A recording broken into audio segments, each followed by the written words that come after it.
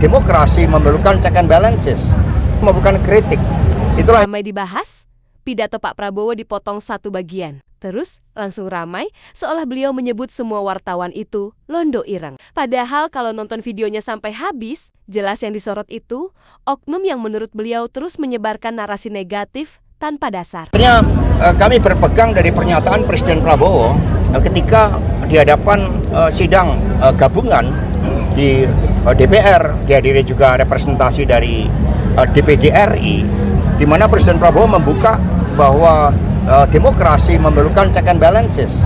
Demokrasi memerlukan kritik.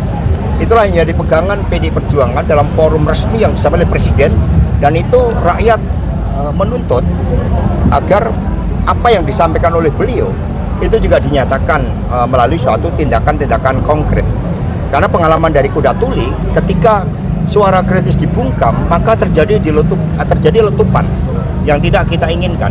Hasto bilang demokrasi butuh kritik, setuju Bang. Tapi, demokrasi juga butuh kejujuran melihat konteks. Kritik yang baik lahir setelah memahami isi pembicaraan secara utuh, bukan cuma cuplikan. Memangnya Hasto paham seluruh isi pidato Pak Presiden. Lawan bangsa sendiri. Nah, dalam pidatonya di Harlah PKB, Prabowo memakai istilah itu sebagai kiasan. Menurut Mr. Pra, sampai sekarang masih ada pihak-pihak yang secara sadar atau nggak sadar lebih membela kepentingan asing dibanding kepentingan nasional. Beliau bahkan menyebut profesi seperti jurnalis, pengamat, sampai LSM sebagai contoh tempat di mana orang-orang seperti itu bisa aja ada. Yang perlu digarisbawahi, Prabowo nggak mengatakan semua jurnalis atau semua LSM adalah londo ireng. Pernyataannya ditujukan kepada oknum yang menurut pandangannya bekerja untuk kepentingan pihak luar. Kalau memang merasa bukan bagian dari yang dimaksud, harusnya santai aja. Justru yang bikin publik bertanya, kenapa ada yang buru-buru merasa tersindir? Ada yang lupa nih, kalau kemarin baru dapat amnesti karena kasus sendiri. Upsi.